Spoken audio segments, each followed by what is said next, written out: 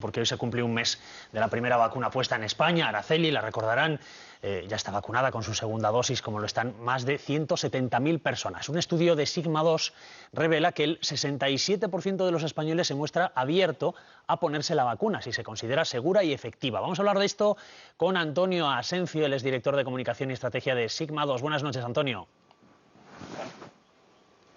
Buenas noches. Que haya un 67% que se pondría la vacuna significa también que hay un 28% que a día de hoy la rechaza. ¿Por qué motivos?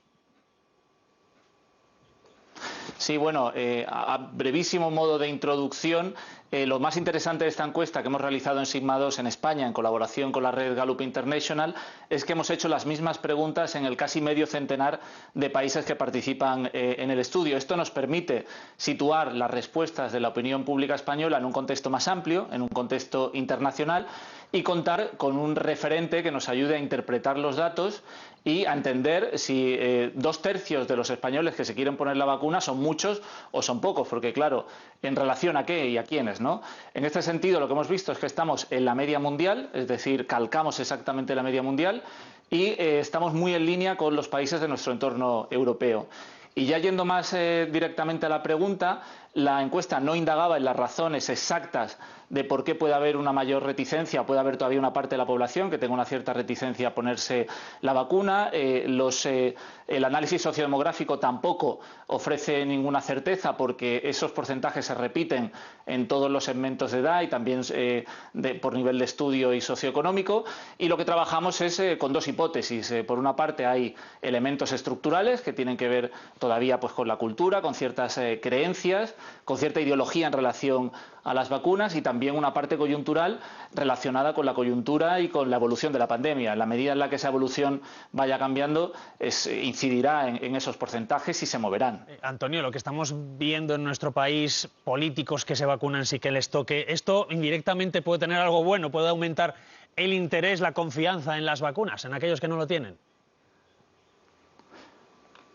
Bueno, como señalaba ahora, la forma en la que tenemos de configurar la opinión sobre un tema relacionado con la salud pues tiene una parte de creencia, tiene una parte ideológica y tiene una parte también muy empírica, es decir, muy relacionada con la experiencia propia y ajena. En este sentido, cualquier referente personal que conozcamos, sea allegado o sea porque es una persona conocida, popular, que se haya puesto la vacuna y que haya reaccionado bien a la vacuna, que no haya tenido efectos secundarios y que se haya inmunizado correctamente, puede contribuir, puede ayudar a reducir esa reticencia. No entro ya en el caso particular de si son políticos o son otro tipo de personas. Yo creo que también va a ser interesante, puesto que esta encuesta la hemos hecho al inicio del proceso de vacunación, ver cómo noticias que llegan de otros países que han empezado antes, y estoy pensando ahora por ejemplo en Israel, que va muy adelantado, la medida en la que ese proceso se vaya produciendo correctamente y se vaya demostrando que la vacuna es una solución, pues también incidirá positivamente en reducir esos niveles de recelo que todavía quedan en todos los países. Has mencionado otros países. En otros países de Europa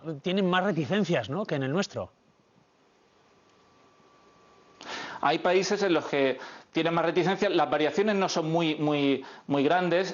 Por ejemplo, en Inglaterra hay una cierta mayor predisposición a ponerse la vacuna, en Finlandia también, en Alemania sin embargo baja al 57%, en Italia está cerca de España pero está un poquito más bajo, es decir, digamos en el continente europeo, en los países de nuestro entorno las variaciones no son demasiado exageradas, estamos pasando por situaciones parecidas y sí es verdad que la incidencia desigual de la pandemia o la evolución desigual de la pandemia en un país o en otro probablemente también haya influido en configurar predisposiciones distintas y dispares a la hora de ponerse la vacuna. Una mayor incidencia, lógicamente, habrá concienciado más o habrá hecho pensar a la gente que es más necesario ponerse la vacuna.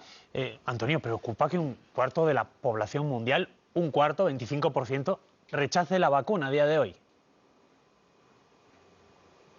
Sí, de todas formas, a mí me gustaría incidir en una cuestión. La pregunta es sobre si se vacunarían ellos. Es decir, no hay que identificar directamente el rechazo inicial a ponerse la vacuna con tener una posición antivacuna. Ese recelo inicial se puede ir venciendo y yo estoy convencido que estamos al principio del proceso de vacunación. Las encuestas son una fotografía fija que se ha hecho en este momento y en la medida en la que toda esta situación inédita vaya cambiando y vaya evolucionando con un proceso de vacunación pues también inédito, esos porcentajes yo estoy convencido de que bajarán, se van a mover, seguro.